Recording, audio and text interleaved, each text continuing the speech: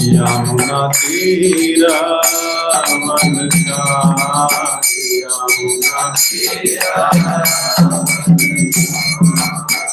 Yamuna Tira Manasha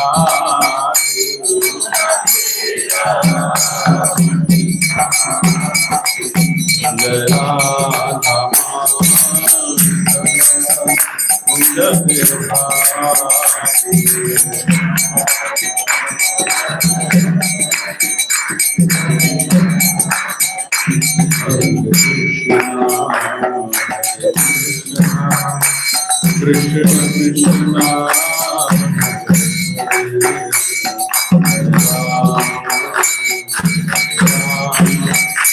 Rama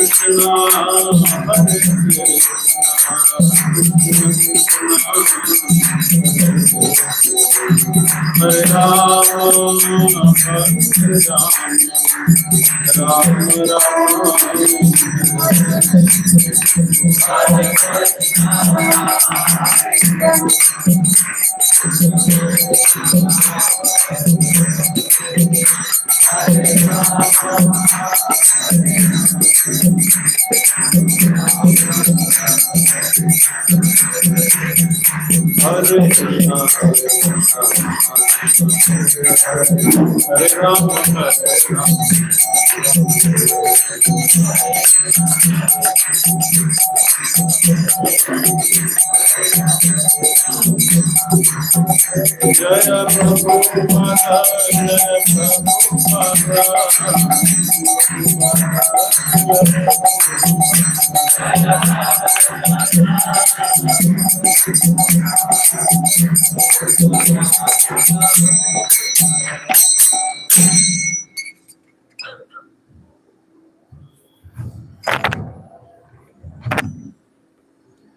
Hare Krishna Hare Krishna Krishna Hare Rama Hare Rama Rama Rama Hare Hare Rama Rama Hare Krishna, Krishna Krishna, Hare Hare Ram, Ram Ram, Hare Hare.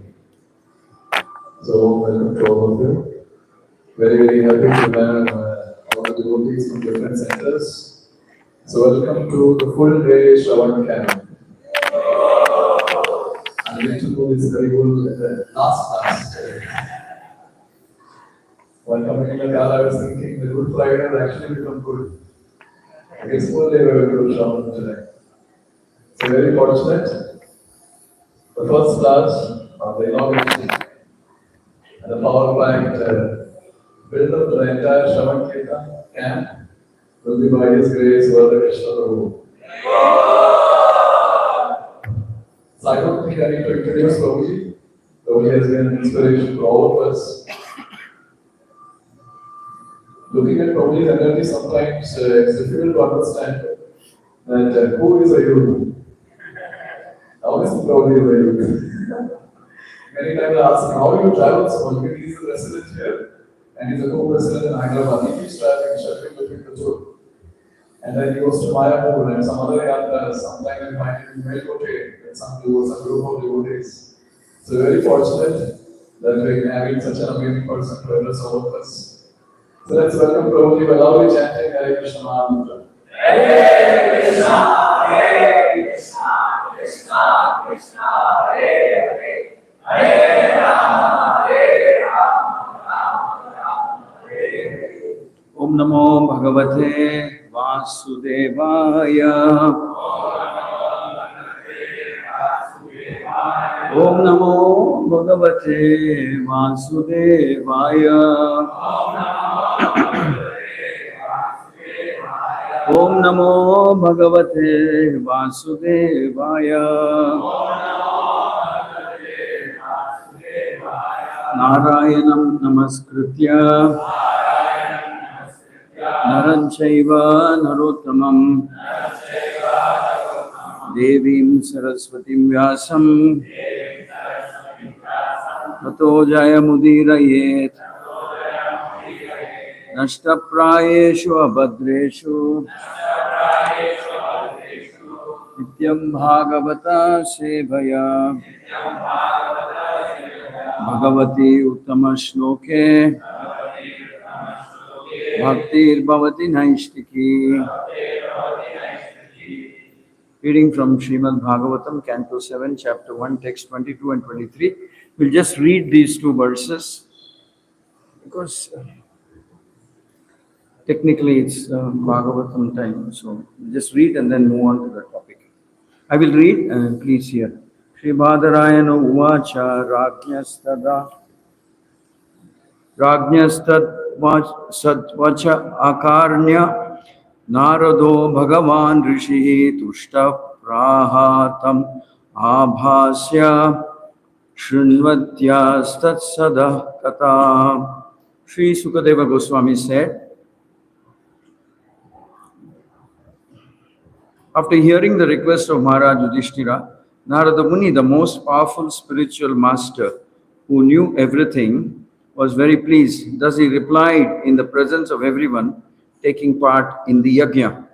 Shri Narada Uvacha Nindanastava Satkara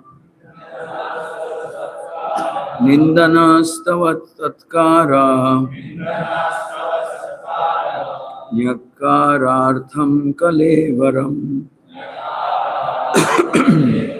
Nyakarartham Kalevaram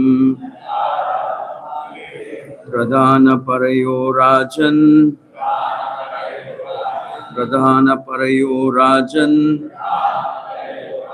Avivekena Kalpitam.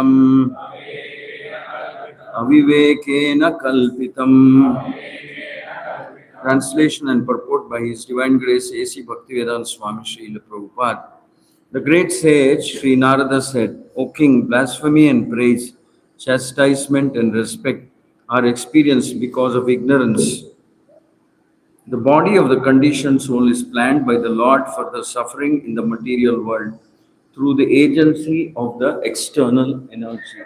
Purport. In the Bhagavad Gita 1861, it is said, Ishvara Sarva Bhutanam Uddeshe Arjuna Tishtati Brahmayan Sarva Bhutani Yantra Rudhani Mayaya.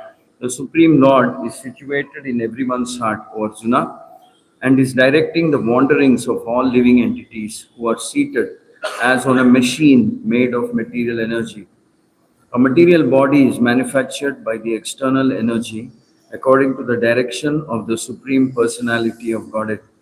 The conditioned soul, being seated on this machine, wanders throughout the universe, and because of his bodily conception of life, he only suffers.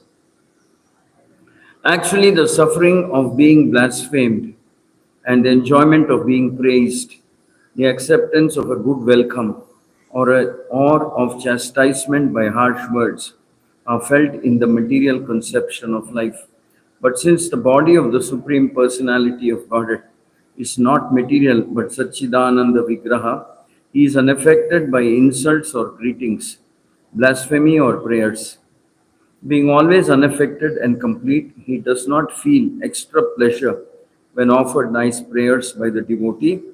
Although the devotee benefits by offering prayers to the Lord. Indeed, the Lord is very kind to his so-called enemy, because one who always thinks of the Supreme Personality of Godhead as an enemy also benefits, although he thinks of the Lord adversely.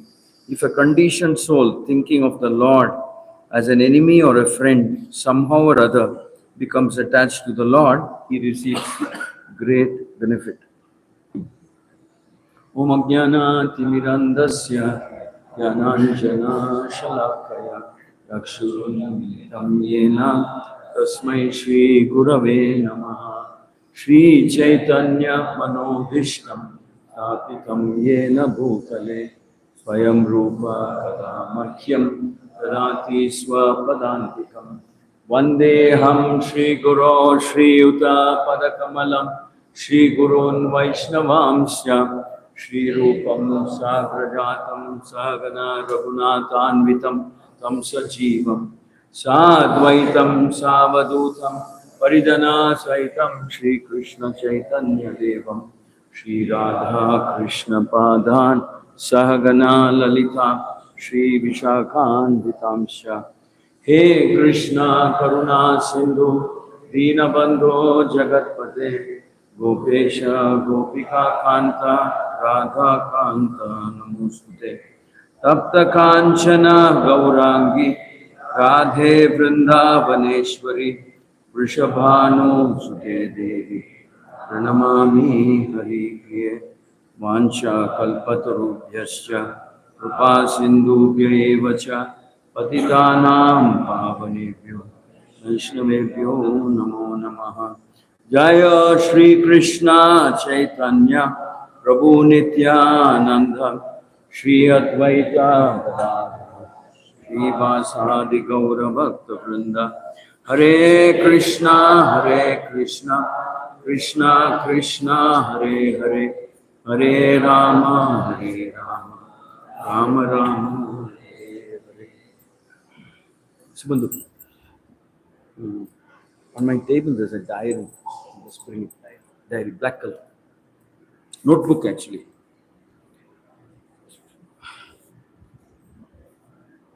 So today, we're beginning this one-day Sravanam camp with the discussion entitled Talks Between Lord Chaitanya Mahaprabhu and Ramananda Raya. So this conversation happened on the banks of Godavari in a place near Rajamandri. It's called Kovur. So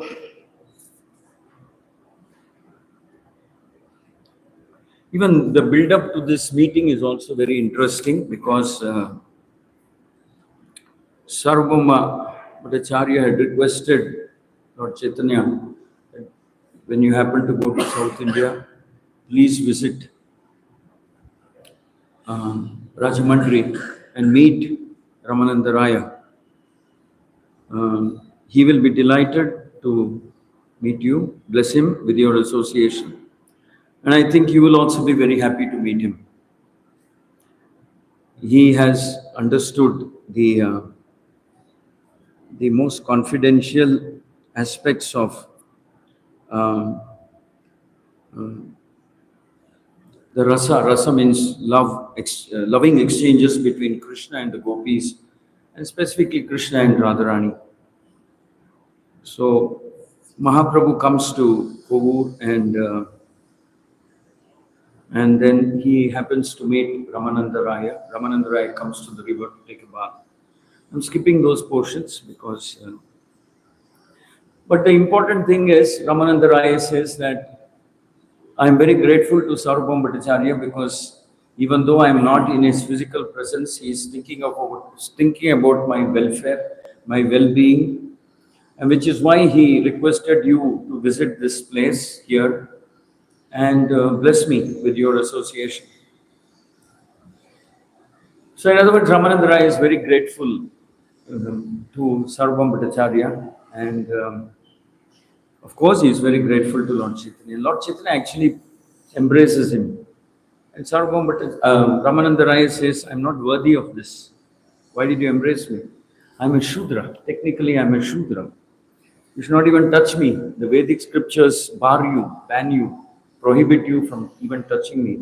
What to speak of embracing? And it is said that there were many Brahmanas who accompanied Ramananda Raya to the banks of the river for him to take his bath, etc. And they were bewildered. They said that, why is this sannyasi embracing a Shudra? How could he do that? Something is amiss here. Then Ramananda Raya mentions that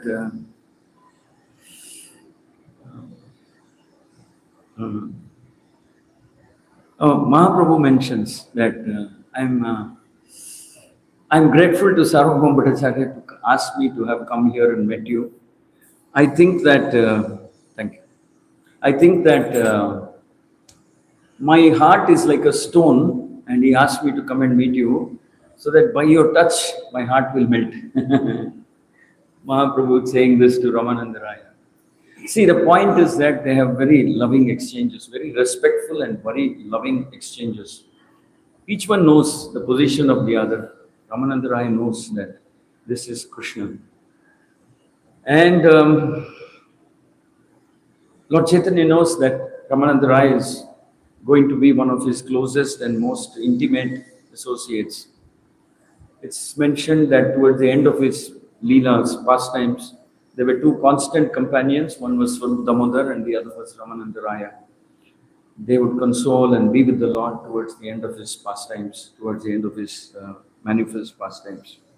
So they embrace each other, and actually Mahaprabhu wants to show so much more affection to Ramananda Raya.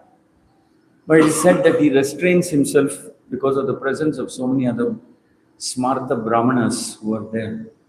It said that Ramananda was accompanied by about 1,000 Brahmanas. He was a king of that province, like the king of that province. So Mahaprabhu restrains himself and does not show his full intense emotion that he had felt. So they agree that they will meet again. And the next day, Ramananda Raya comes there, and Mahaprabhu asks him that, it's very nice you have come. Both of them are eagerly waiting for this opportunity to talk about the dealings of, the wonderful qualities of Krishna.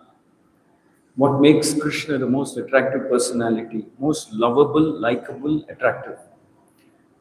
Well, you could say Krishna is attractive because of the way he looks. He's very handsome. He's very bewitchingly, mesmerizingly handsome. Curly hair, little dark complexion, lotus-like eyes, soft skin, perfectly sculpted features, charming smile, pearl-like teeth, everything so perfect and really mesmerizing. So you could say he was attractive possibly because of that, but he's also the most likable, most lovable, most perfect master, most perfect associate, most perfect friend. Everything about Krishna is so sweet and perfect. So Ramananda Raya was very, very drawn towards Krishna, as Lord Chaitanya. It's said that Lord Chaitanya was no less attractive than Krishna. Actually, you could say that because he was golden complexion, because he borrowed the complexion of Radharani when he appeared as Lord Chaitanya. So it's said that even Mahaprabhu was extremely pleasing to see. So Ramananda Raya looks at the Lord and says that the second time when they meet, um, as soon as they settle down, Lord Chaitanya asks him, because he's waiting to probe into Ramananda Raya's mind and heart and dig out the sentiments of that Ramananda Raya had, and the deep understanding that he had about loving exchanges between Krishna and the devotees. So it digs into Ramananda Raya's heart and says, he straightway asks one question and says, why don't you tell me something from the scripture about the goal of life, real goal of life? And then it is said that Ramananda Raya talks about Ramananda Raya says that he quotes something from the Bhagavad Gita actually, and he says that the Lord asks, recite a verse from the revealed scriptures concerning the ultimate goal of life. Ramananda Raya replied, if one executes the prescribed duties of his social position, he awakens his original Krishna consciousness. So Ramananda Raya is talking about some Varnashrama principle. He says, if you perform your Varnashrama duties, then slowly you will awaken your bhakti, Krishna consciousness. Actually, a very deceptive statement, very non-committal, very deceptive kind of a statement. So Mahaprabhu listens to Ramananda Raya and says, that's nice. Oh, I mean, he doesn't say nice. He says, that's very external. It's not the real thing. So you're speaking some external principles of Varnashrama, how society organizes itself. That's not what I'm asking. I'm saying ultimate goal of life. Say something about the ultimate goal of life. Say something beyond that. And then Ramananda Raya elaborates a little and says one should be situated in one of the Varnashrama society. One should dutifully follow. It's almost like a... so imagine Ramananda Raya recommending that you should follow Varnashrama Dharma. You should understand your position within the Varnas and Ashramas and follow very carefully and so on. Mahaprabhu says that no, this is external. And the next thing that Ramananda Raya says is also interesting. He says the famous verse, he quotes one famous verse, Yat korosi yat dasnasi yat juhosi dadasi yat tapasyasi kaunteya tat purushva madarpanam. So Ramananda Raya mentions this verse, and this is the highest goal of life. In other words, it's saying that keep Krishna in the center. Whatever you do, whatever you speak, whatever you earn, whatever you offer, whatever, let it be for the pleasure of Krishna. So Ramananda Raya says, Tad Kurushva Madarpanam, offer it to Krishna. So Ramananda Raya says, this is it. This is the thing. You should offer. If you speak for Krishna. You do something. You do for Krishna. You offer Madarpanam. Everything you offer to Krishna, and then the Lord will be pleased. But see, the thing about Gaudiya Vaishnava philosophy is that it takes you to a depth that's very rarely seen in any of the other paramparas. This is not to belittle the contribution of the other paramparas, but the fact is that Mahaprabhu actually probes. Mahaprabhu digs deep, drills deep into the rasa. Rasa means the mellow. Rasa means the mood of developing an attraction for Krishna. See, the thing about other paramparas is they will tell you the concept of obedience, surrender, acceptance of Krishna as the master, as the protector, as the creator, as the destroyer, as the ultimate enjoyer. Enjoyer also not so much. They focus more on Krishna being the protector, the guardian, the guide, the benefactor, the auspicious one, the one who benedicts, one who gives boons. And hence we surrender, hence we serve. Hence how the devatas are also subservient to Krishna. So that's about as far as the other paramparas will go. Well, maybe the Ramanandi is a little bit more, because they speak about Radha Krishna worship. Well, each of these paramparas specialize in one particular type of understanding. For example, in the Ramanuja parampara, they speak about the glories of serving the Vaishnavas, serving the devotees of the Lord also. But in terms of philosophical depth of rasa, that means the whole idea and concept of having loving exchanges with Krishna is a concept that has been very thoroughly delineated, explained in Gaudiya Vaishnava literatures. The concept of loving exchanges between Krishna and the devotees of Krishna. And also that among when you look at, the thing is that even if you're a servant of Krishna, the Gaudiya Vaishnava mood and bhava is a little different in the sense that they will tell you, you be a servant, but try to understand how to develop a loving feeling towards Krishna. Be a servant, but not in a mood of fearful surrender, but in a mood of loving gratitude. Be a servant, serve Krishna, but do so lovingly. Because it is said that Krishna is very happy when someone comes and does some service. There is no doubt about it. You come and you serve Krishna, the Lord is pleased. And like Vibhishana, Lord Rama said, "You're my friend," but Vibhishana never accepted that. He said, "How can I be your friend? I'm always your servant." Vibhishana hesitated to accept that position. He says, "I can't be your friend. It is your mercy and kindness that you're calling me your friend. So I'm always your servant. I'm your insignificant servant." Lord Rama extended a hand of friendship to Sugriva also. He said, "You're also my friend. We are friends. We are equal." Now, do you know what friendship means? That means we both are equal, you and me. Same to same, like that. But Sugriva said, no. You're the Lord, you're the Master. It's very nice of you to call me a friend or treat me, but I will not treat you like a friend.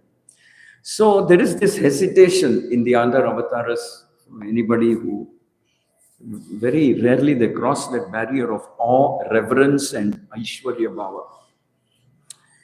So Krishna is definitely, the Lord is definitely pleased, because that's not a small accomplishment. That's a pretty, for the Lord to come down and say, "You're my friend.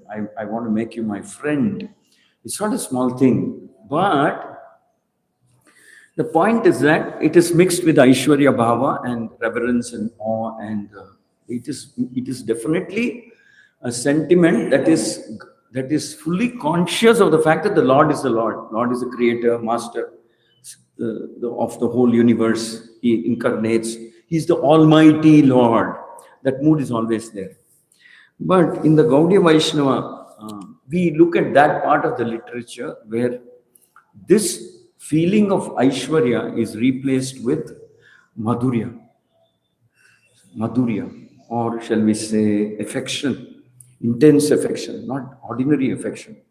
Now, this affection goes to the extent where we even ignore, in such loving exchanges, it is no longer the person who's loving Krishna and serving is no longer conscious of the fact that Krishna is the Supreme Lord. He is no longer conscious. He is only conscious of the fact that Krishna is my friend, Krishna is my associate. We play with him, we dance with him, we go to the forest with him, we do mischief with him, we flirt with the gopis, like that. We are all together in this. It's not that Krishna is superior, or at least there is negation. I wouldn't say negation, but it is not a prominent feeling. Once Krishna tries to show Yashoda Mata who he is, when Yashoda Mata opens the mouth of Krishna, And then she's looking to see if Krishna has swallowed some mud or something, and then she sees the whole Brahmanda in Krishna's mouth. The Acharyas explain that she becomes bewildered. She says, "What am I seeing?" Then she shuts her eyes and then opens after some time and reopens Krishna's mouth and sees. Again, she sees the whole Brahmanda. This time she looks more carefully and she sees that within the Brahmanda there are many universes and many planets and this and that. And then finally, Earth planet, and then she will see the Nanda Maharaj's compound, and then she will see herself opening Krishna's mouth. It gets that mystical. But even then, she thinks that maybe some demon or some devil or somebody has entered Krishna's mouth, or I must be hallucinating. But it's definitely what I'm seeing is not what it is. So it refuses to get into Mother Yashoda's consciousness that Krishna is the Supreme Lord. So among those who have contributed to expanding this understanding of loving exchange, the concept, the philosophy, the theology, the practice of loving exchanges, is definitely Lord Chaitanya. The Lord appears, Krishna appears as Lord Chaitanya to speak about or to expand the knowledge about loving exchange. For the simple reason that Krishna likes this form of loving exchanges more than he likes the fearful approach, the approach of the devotees with fear or awe, reverence, or looking at Krishna as the provider, the master, etc. Krishna likes this. Krishna relishes this. So Lord Chaitanya, whether he was in Puri, even it is said, Acharyas explained that even the choice of Puri, where Lord Chaitanya stays, Lord Jagannath, Baladev, Subhadra, is linked to this intense feeling of love and liking and prema that is overflowing in Puri. That's the mood of Puri. That's the mood of the deities in Puri. So Mahaprabhu, Krishna did the other part. I'm the master. I'm the creator. That part Krishna did. But it said that once in many yugas, 1,000 yugas cycles or something, Krishna comes as Mahaprabhu, and then Krishna, in the form of Mahaprabhu, focuses primarily on the aspect of loving reciprocation that Krishna does. Not so much from the devotee side, but he's removing the curtains that separate us from having a loving relationship and saying, actually, yeah, this is how you're looking at Krishna, but you can look at Krishna this way also. You can actually like him, you can love him, you can have loving exchanges with him. Krishna likes that, Krishna loves that. So it is said that Rupa Goswami was one of those who wrote extensively on this mood. Very, very extensively. Expanded. That's why it said that Sri Chaitanya Manobhishta. That means the innermost secretive desires of Lord Chaitanya to flood the world with Krishna Prema, not Krishna Seva. I mean, as different from serving Krishna as a servant, Krishna Prema, loving Krishna. Chaitanya Manobhishtam, Sthapitam Yena Bhutale. So Rupa Goswami is credited with starting a new renaissance, a new wave of understanding that you can love Krishna. That's a pretty foreign concept to many other paramparas and paramparas. You can love Krishna. Can you? What does it mean? So Rupa Goswami wrote those literatures under direct instruction from Lord Chaitanya, being empowered by Lord Chaitanya. He wrote.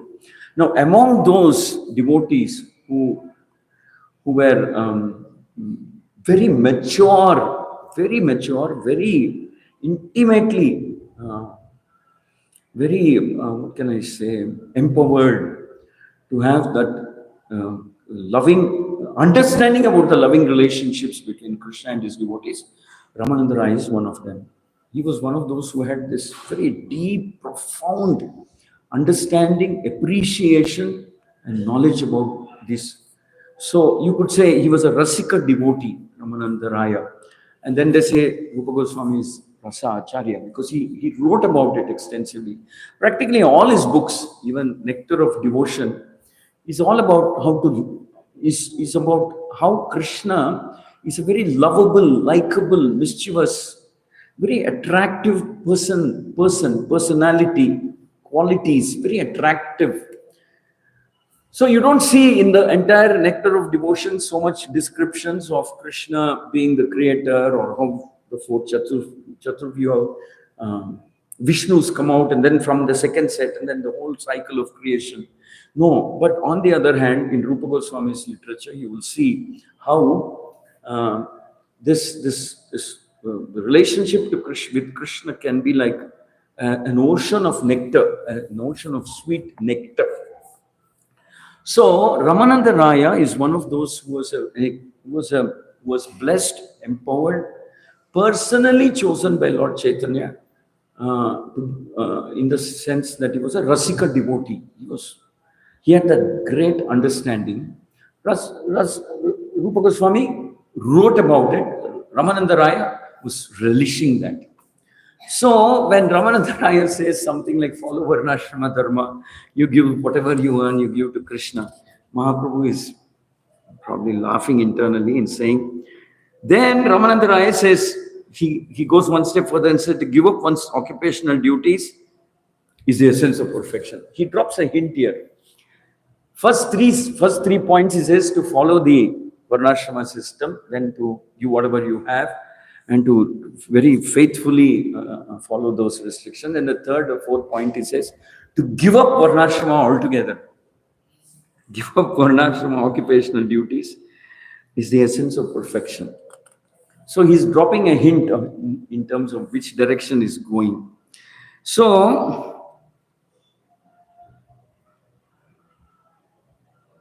here he says, if one analyzes them, he can fully understand their qualities and faults of Varnashrama Dharma. Ramananda is saying there are faults. Actually, we can't say faults. You could say limitations. Limitations of Varnashrama. And then give them up completely to render service unto the Supreme Personality of Godhead. Such a person is considered first-class person.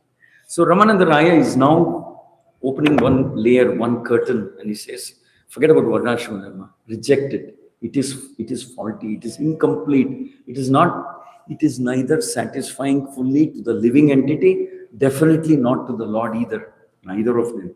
It is not satisfying. So then Mahaprabhu becomes alert and then he says, wow. Mahaprabhu says, all right, this is interesting. Now can you say even something even further than that? Give up Varnashrama and exclusively serve Krishna. But here, when he's saying exclusively serve Krishna, Ramananda Rai is not saying in what mood one has to serve, what bhava, what mood, what sentiment, what understanding. You can push yourself. He's not speaking about that. He's just saying give up Varnashrama. And then he's saying, Mahaprabhu likes it. He says, all right, that's nice. Can you go even further than this? Because, like I said, Ramananda Rai is not qualifying in what mood one serves Krishna. And then Ramananda Rai explains a little bit here. He says that, and he says that one who is thus transcendentally situated at once realizes Supreme Brahman and becomes fully joyful. He neither laments nor desires to have anything. He is equally disposed towards every living entity and he attains pure devotional service. Even here, Ramananda Rai is not revealing anything much. He's saying, all right, you'll become equipoised. Neither good nor bad nor this nor that will affect you. You're neutral. Brahma Bhuta type. You'll be very neutral. And then maybe, pure devotional service. Hinting that pure devotional service is about trying to become equivocal. Equivocal means equally disposed towards good, bad, nasty, not so nasty, like that. Equivocal, and that's pure devotional service. But that's one type of understanding. So then he says that, you should give speculative understanding, trying to speculate and derive your own understandings about the Lord. So he's actually inching his way, little by little, he's moving. And Mahaprabhu is liking it. So now in response to this,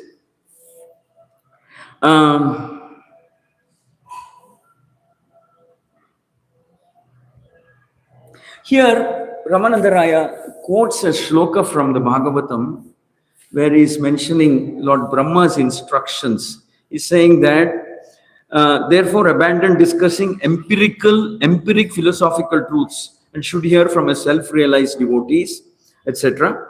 And then follow the principles of devotional service, remain free from illicit sex, gambling, intoxication, animal slaughter, surrendering themselves fully with body, mind, and words.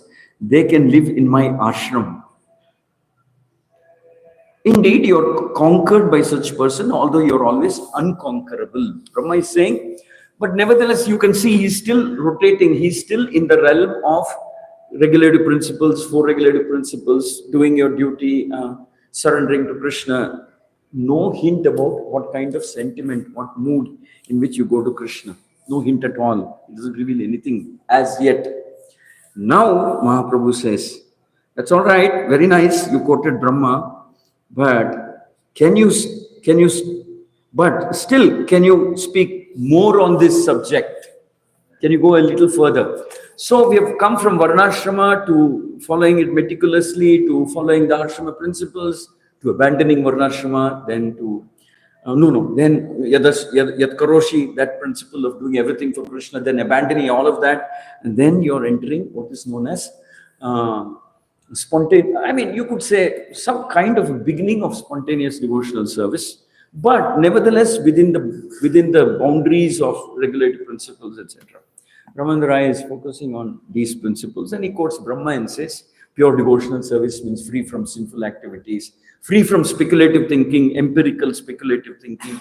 In other words, he's saying follow the scripture, follow this, and be a good servant, be like that. But still, no, he doesn't reveal, he still doesn't reveal, he doesn't come to that portion where rasa is revealed. Mahaprabhu says, now, here he says, ecstatic love for Supreme Personality of Godhead is the essence of all perfection. In verse number 68, Ramananda Rai drops the first real clue. He says, developing ecstatic love. Raya kahe prema bhakti sarva sadhya sara. He says, forget about all that I've said so far. If you can develop ecstatic love, prema bhakti, that is the essence of all perfection. So everything else goes out of the window. Yadashnasi, yad karoshi, varnashrama, following this or that. So in other words, Ramananda Rai is saying, it's all right, you can follow regulative principles. That's one type of bhakti, we are not denying it. But does that actually... Is that what is the swarupa of the jiva? Is that what is the highest attainment of the jiva? Because you remember the original question Mahaprabhu asked, what is the ultimate goal? He didn't say what is goal. He said ultimate, the sweetest, most esoteric, most elite goal of jiva. So here Ramananda Rai is revealing, saying developing ecstatic love for Krishna is the essence of all perfection. Actually, Ramananda Rai wants to say much more. Mahaprabhu wants to hear, but it's happening in small progression, little by little, step by step.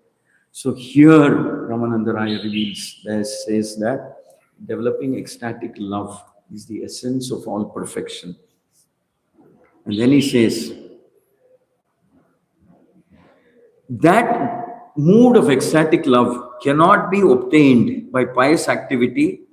It can be obtained only by paying one price. That is intense greed to obtain it. If it is available somewhere, one must purchase it without delay. So here, Tatra laulyam api mulyam ekalam janma koti sukruterna labhyate. Now, how do we get this ecstatic love? How do we get this ecstatic love? So Rupa Goswami is saying, Ramananda Rai is saying that it has to be purchased. You have to, if you find it somewhere or in someone's heart, someone is having it, it is to be purchased, and what is the currency with which you purchase it? The currency, Ramananda Rai says, is laulyam. So here, two things Ramananda Rai is doing. One is he's saying essence of all perfection is What? Essence of all perfection is? Yes. Now, how do we obtain that? How do we attain that? Vision of Lauliam. So, these two concepts are concomitant. That means they're two related. There is developing an ecstatic, loving feeling for Krishna, which is the ultimate perfection. And you get it by having intense love, intense greed for it. Lauliam, intense greed for it. So, in other words, the reason why Ramananda Rai is saying that you should have an intense greed for it, and if you can find this somewhere in someone's heart, take it, is because, in other words, he's shifting the goalpost, like they say. He's shifting the goalpost. The goalpost is no longer, my Lord, I'm coming here, I'm worshipping you, please take care of me, bless me. I have a family, take care, this. No, he's shifting it. He's actually erasing all of that. He's saying, if there is anything that's worth praying for, you should pray for the association of those people who have that kind of ecstatic, loving feeling for the Lord. And you should pray that you should also have that lauliam, greed to obtain the same sentiment.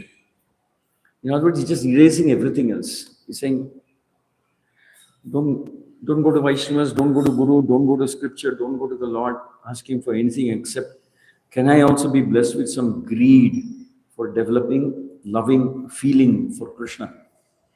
So go to the Lord or anybody who has it, saying, please, can you bless me? Can I get that lauliam? So Rupa Goswami also speaks about this quality of lauliam. Prabhupada refers to this quality of lauliam. The currency with which you buy intense ecstatic love is called lauliam. Intense greed of wanting it. Now, generally speaking, bulk of the devotees are very happy if their wish list is met by the Lord. Generally speaking, bulk of the devotees, advertently or inadvertently, they're kind of gravitate and settle down at that platform of having some wish list and wanting the Lord to fulfill it. It may be material, it may be quasi-material, it may be semi-spiritual, it may be anything. But definitely very few of them go beyond that level where they ask for nothing other than developing intense love for Krishna. Now, the reason why this is important is because no matter, well, you could say that developing love, serving Krishna is very satisfying, definitely. But the thing about Gaudiya Vaishnavism is that the scriptures and the acharyas say that every living entity is potentially capable, potentially eligible for having very intense loving relationship with Krishna. Very intense, very loving relationships or exchanges with Krishna.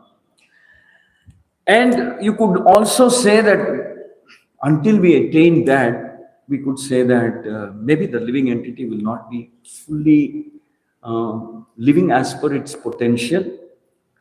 Well, you could be satisfied by being a devotee of Krishna on a fruity platform for a very, very, very long time. But is that the highest? Is that the ultimate goal? Is that the ultimate position a living entity can evolve into? Is that the highest level of purity a living entity can grow into, evolve into? The answer is no. The highest level that the living entity can graduate or grow into is having lauliam in the heart and wanting to develop, wanting to be qualified to have loving exchanges. That is the potential of the jiva. That is the real swarupa of the jiva, having loving, to be situated on a platform of loving exchanges with Krishna.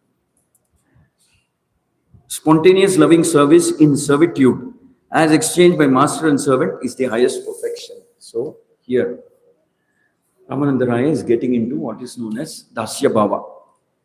He says spontaneous loving service in servitude, as exchanged by master and servant, is the highest perfection. So, see from where Ramananda Raya has brought us to this platform, where he now says that as a servant also, even if you're a servant, please understand that develop spontaneous loving service in servitude as exchange between master and servant is the highest perfection. So, see the Rupa Goswami's mood, Mahaprabhu's mood, Ramananda Raya's mood is that whatever you do, add the dimension of love. Don't do it as a duty. That's nice if you do as a duty. That's better than not doing. That's very nice, very glorious, very great. That's one level of perfection also. But add love. Let there be love. Because Krishna is all love. Krishna especially.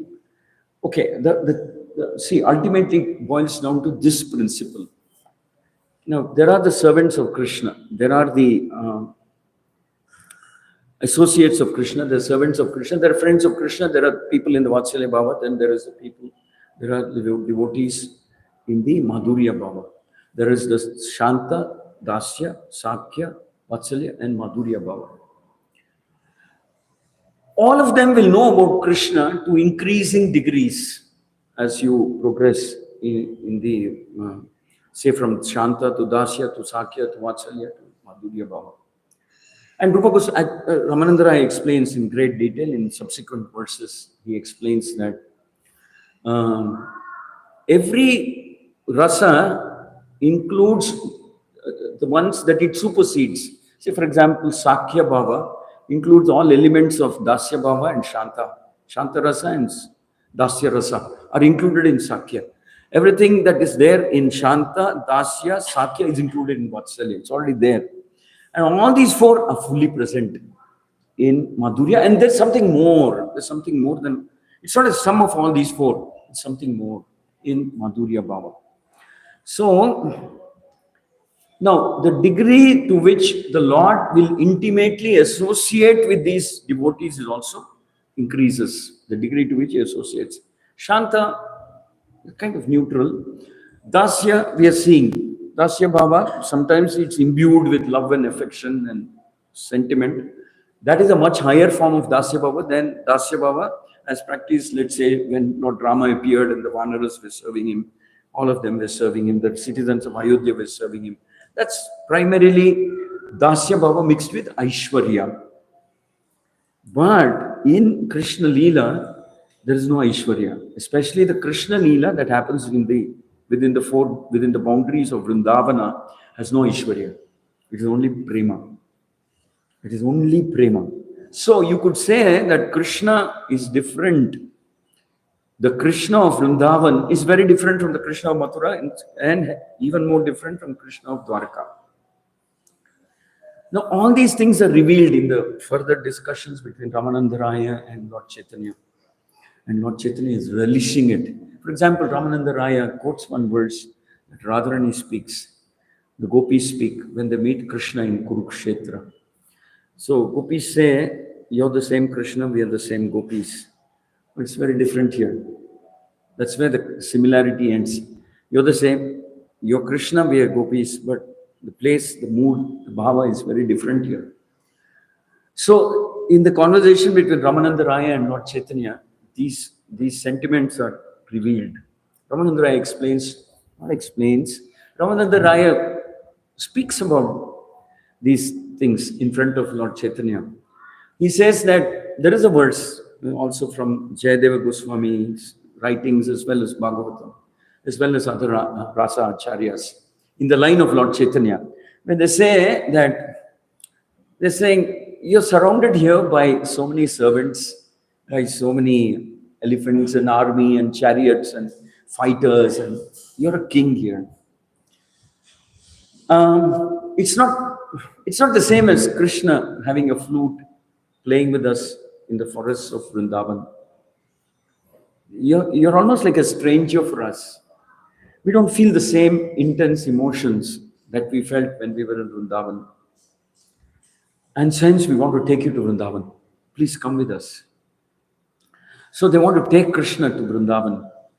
Now, it is said, some of the Acharyas comment that that's the mood of the Rath Yatra, actually, that the gopis want to take him to Vrindavan from Dwarka. So they want to take him and say, hey, you're different. Here you're having a crown and jewels and shamantakamani and like that. But there you're dressed in a forest dress. You have a forest garland made of forest flowers. You have a flute tucked into your waist, and you're a mischievous prankster, like that. It's very different mood. Please come with us. Let's go back to Vrindavan. That's where we can intimately associate with you. And they even ask Krishna, aren't you missing it? Don't you miss it? Don't you see the difference? Aren't you feeling the difference? So, Chaitanya Charitamrita, Lord Chaitanya's Leela, you could say that, of course, there is the Antya Leela part, when Lord Chaitanya is in solitude, he's drowning himself into this mood of rasa, or in the mood of Radharani, feeling the separation from Krishna, because he comes in Radharani's mood. But in the Madhya Leela, in these conversations between Ramananda Raya, we get a glimpse of what is that treasure house that Chaitanya Mahaprabhu opened. The concept of seva was always there. It's there in the Bhagavad Gita, it's there in the Bhagavatam. The concept of surrender to Krishna is there. The concept of serving Krishna is there. The concept of becoming a servant, dasa, is there. Concept of sometimes the Lord will large-heartedly say, all right, you can become, I'm your friend, you be my friend. Like he said to Vibhishana, like he said to Sugriva, like he said to Guha. So that's always there. But there is friendship in Vrindavan also. There is friendship in Vrindavan. There is servitude in Vrindavan also. It's very, very different. It's extremely different from serving Krishna in Dwarka. Or let's say serving Lord Rama in Ayodhya. It is said that in this conversation, it is said that Prabhupada also mentions that Krishna of Dwarka was attracted to Krishna of Vrindavan. If such a thing is ever possible. He's very attracted by Krishna of Vrindavan. And so Radharani says that here you're surrounded by kings and servants and soldiers and armies and all that around you. But in Vrindavan, we are surrounding you. There's no place for any of these. Why don't you come there? So then, because Krishna is in the mood of Radharani, when he hears these words being spoken by Ramananda Raya, Lord Chaitanya becomes overflooded, or shall we say overtaken, or overwhelmed by this kind of a separate mood of intense separation from Krishna. Becomes overwhelmed. That's the mood in which he has come. He wants to associate, Chaitanya Mahaprabhu wants to associate with Krishna of Vrindavan, not Krishna of Dwarka or Mathura or Rama of Ayodhya. He wants to associate with Krishna of Vrindavan. And that Krishna of Vrindavan in Madhurya Rasa. And why Madhurya Rasa? Because that's the most intimate Rasa. That's you can't get closer than Madhurya Rasa to Krishna. It's the closest you can get to Krishna. There is some difference, there is some distance, even in Vatsalya Rasa. Even Vatsalya with devoid of Aishwarya Bhava, it's not as close as Madhurya. So Chaitanya Mahaprabhu is in that bhava. So imagine when all this is being discussed, he's feeling his intense separation from Krishna because he's in the bhava, he's in the mood of Radharani. So he gratefully acknowledges, he appreciates, deeply appreciates this conversation that he has with Ramananda Raya. He says, actually, Ramananda Raya also says, Ramananda Raya slowly graduates, because here we stopped at a point where he says, you serve Krishna as a servant, but with love and affection. And then Ramananda Raya goes on to say, friendship with love and affection. Then Ramananda Raya goes on to say, Vatsalya with love and affection. Love. The predominating sentiment is love. But you have based on what Swarupa is, we have a liking for, we want to serve Krishna in one of the rasas, in one of the mellows, as servant, as friend, as parent, as conjugal relationship. So predominant mood is that of, see, there is variety in Krishna's dealings, you could say, in Vrindavan also. So There are, according to their Swarupa, somebody is in the Vatsalya Bhava, that's where they get their perfection, that's their ultimate destination, that's their Swarupa. So that's their potential. So that's the way it is. But the closest one can get to Krishna is Madhurya. Now, why is Madhurya so special, and what is so special about Ramananda Rai's conversations with Radharani is that Ramananda Raya goes on to reveal that actually when he first speaks about Madhurya Bhava and how gopis love Krishna, Lord Chaitanya becomes extremely ecstatic and he says, uh, and Ramananda Raya speaks and says that sometimes Krishna participates in the Ras Leela and sometimes he vanishes. And when he vanishes, what are the sentiments? What happens to the gopis? How intensely they feel the separation from Krishna, how they want to get back to him, how they want Krishna to come back, and how they want to give up their life. They're going mad, crazy at this separation from Krishna. That's in the Bhagavatam. That's also elaborated very extensively in the literatures of Rupa Goswami. Very, very extensively. And he stops there. Then Lord Chaitanya says, very nice. Can you go even further than this? Ramananda Rai is very surprised. He says, nobody has ever asked me this question. Is there anything further than this? Can you go even further than this? Can the intensity of prema, can it be even more than what the gopis are experiencing after being with Krishna for some time and being separated? Can there be something beyond this? Ramananda Rai is surprised. He says, nobody ever asked me this question. And then he pauses. Mahaprabhu says, that means you know the answer. Then you tell me now, you reveal more. Is there anything beyond this? I'm waiting to hear. Actually, my whole visit to South India was to meet you and have this conversation. And I'm grateful to Sarvabhauma Bhattacharya for directing me to come and meet you.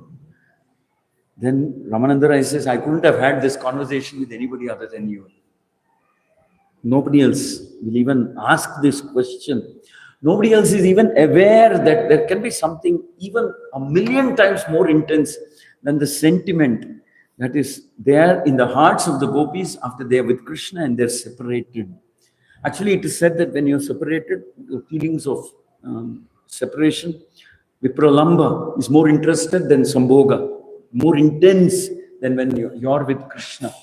So this is another secret. These kind of secrets are revealed. So Ramananda Raya says, yes, there's actually something beyond this. Then Lord Chaitanya says, so what are you waiting for? My heart is crying. I want to hear. Then Ramananda Raya introduces the personality called Radharani. It's only after that he introduces the personality called Radharani, and then Ramananda Raya says, among all these gopis, nobody understood Krishna as perfectly. Nobody could match the intensity of Radharani's love for Krishna. Nobody could match. Though in common, I mean, you couldn't say common, though it is acknowledged that the gopis are the highest proponents of Madhurya Bhava, intense Madhurya Bhava. Definition of intensity of Madhurya Bhava, you can understand only by studying the nature, the minds of the gopis, especially when they're separated from Krishna. That is the pinnacle, that's the perfection, that's like the Mount Everest of intense love for Krishna. They can't conceivably be more than this. That's what it appears like. But Ramananda Rai says, among these gopis, there was one, and nobody could match her in terms of her intensity, deep, profound, intense love for Krishna. Radharani's personality she's a person, I mean, to say, sometimes that's why the Acharyas say that language fails to understand or to present the glories of Radharani. You can't, it's not possible through language. which is why the acharyas use metaphors and similes. You can't do it through language.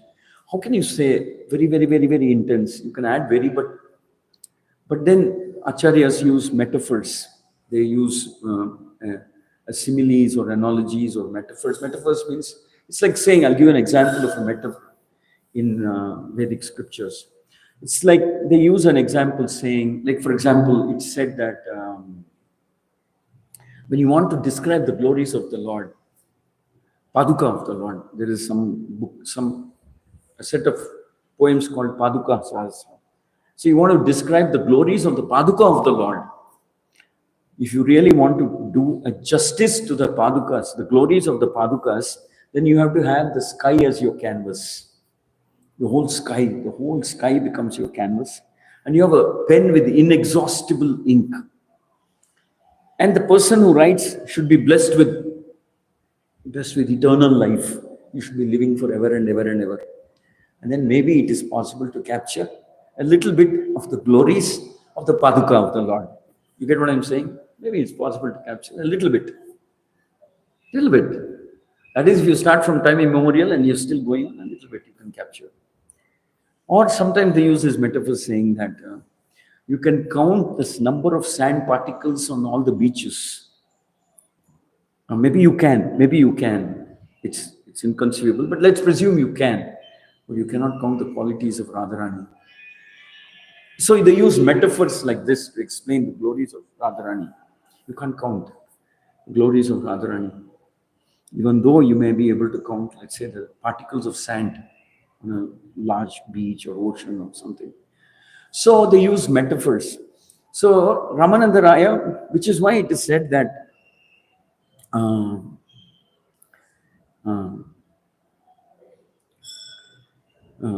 so when he introduces, he starts speaking about Radha. He says, among all these gopis who are blessed to dive or relish or live in this ocean in the bottomless ocean of love for Krishna, Rasamrita Sindhu. They're living there. They go deep and they can't find the bottom. That's another metaphor they use. You go all the way so deep, but you still can't find the bottom of the ocean. They're living there. Among all of them, there is this Radharani who's very unique and special. Because she knows much more about how to please Krishna than all the gopis put together. She's blessed, she's endowed.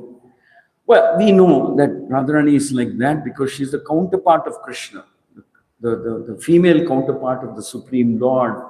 It is said that we can even say at some point of time, theoretically speaking, we can say that the first expansion of the Lord is Balaram. We can say that at some point of time, Lord was the Lord, then Balaram expanded. I'm just saying theoretically, that the Lord expanded. First there was Krishna, then Balaram came out, or something like that you can say. But you can't say that about Radharani. Radharani and Krishna were always existing. Krishna means Krishna and Radha. Krishna is never alone. Radha and Krishna. She is the female counterpart of Krishna. The Supreme Personality of Godhead, male, Supreme Personality of Godhead. Well, I can't say female in that sense that she's female, but you could say servitor. Or the best, if you go by Ramananda Raya and Rupa Goswami's explanation, she's the personification of Ladini. Personification of Ladini Shakti, which is the energy of the Lord which gives him pleasure. The personification of the energy of the Lord that gives him pleasure. So in other words, Krishna's energy that gives him pleasure exists as Radha. And then the Acharyas explain that all the Lakshmis and Gopis are expansions of Radha. She's the original. Just as all the Vishnus, for instance, are expansions of Vishnu, Balaram, everybody ad infinitum. They're expansions of Krishna on one side.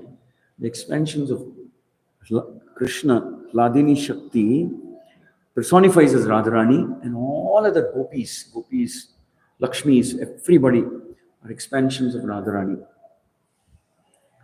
So she's She's what makes Krishna complete and whole. Krishna means Krishna with Radharani.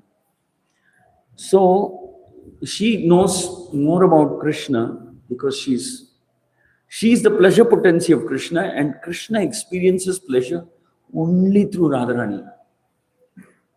He experiences pleasure through Radharani, and then of course he associates with gopis because they're expansions of Radharani. Expansions of Radharani. Expansions of the Ladini Shakti of Radharani. Why does she expand? The Acharyas explain that because she is so determined, she has just one single focus that I can do that this much, but imagine there are more servants helping me, and we can do more for Krishna, please him more. We can engage millions of people, millions of Lakshmis, millions of gopis in the service of Krishna. And that way, Krishna will be more pleased, Krishna will be more happy, more pleased. So it is her intensity of her desire to please Krishna that expands into gopis. That makes this gopis, and hence the gopis are also blessed with that sentiment. They don't have anything other than the intense desire to help Radharani to serve Krishna. So there's a hierarchy. Help Radharani to serve Krishna. What time did we start? What time am I supposed to end? 10, right? Okay. Huh? End. Okay. So this is the beauty. This is the what can I say? I mean, of course, the conversation goes on, but so he brings in he just utters the name Radha, Ramananda Raya. And there's a flood of emotions in Lord Chaitanya's heart. Because Lord Chaitanya has appeared to see, to experience what Radharani is experiencing by virtue of serving him. To experience what Radharani is experiencing by virtue of serving Krishna. So Krishna comes in the mood of Radharani so that he can see. Because there's a puzzle in the Lord's mind. Who's got a better deal? Me as being served by gopis and Radharani, or are they enjoying more than me? Somehow I get this feeling that they seem to be enjoying more than what I am enjoying. Is what Krishna feels. I said, best way to find out is let me go and check. So he comes in the form of Krishna, not in the form of Lord Chaitanya, but in the bhava of Radha. In other words, Ramananda Rai is reminding Lord Chaitanya why he came as Lord Chaitanya, or reminding Krishna why he came as Lord Chaitanya. He's reminding Lord Chaitanya. So he brings in the name of Radha. The moment he brings the name of Radha, there's a flood of intense feeling in the heart of Lord Chaitanya. So he's remembering why he appeared, and he's remembering what Radharani means to him. And I'll just say one more thing and we'll stop here, because this is the real juicy part after Radharani's name comes in.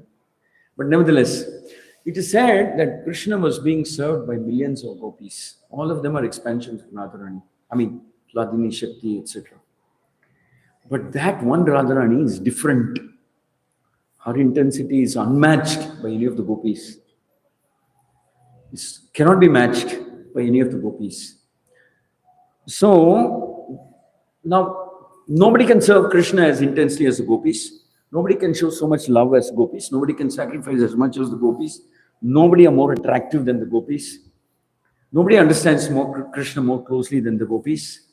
Nobody can sacrifice to the degree that gopis have sacrificed to serve and please Krishna. But Ramananda Raya says, this personality, Krishna, is willing to give up all their association to be with Radha. Give up all this for the sake of being with Radha. So,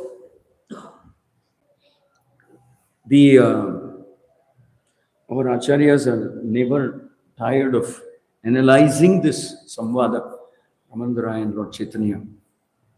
And this is the, what can I say, one of the adharas for Gaudiya Vaishnava understanding of the greatness of Madhurya, greatness of rasa, greatness of the sentiment of mm, expressing love and devotion, love more than love, love, affection, anuraga, prema for Krishna.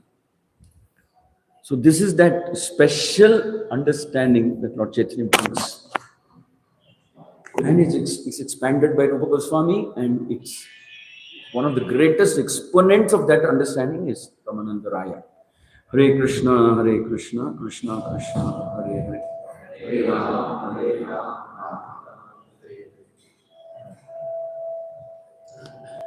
Hare Krishna. Thank you, Prabhuji. That was such amazing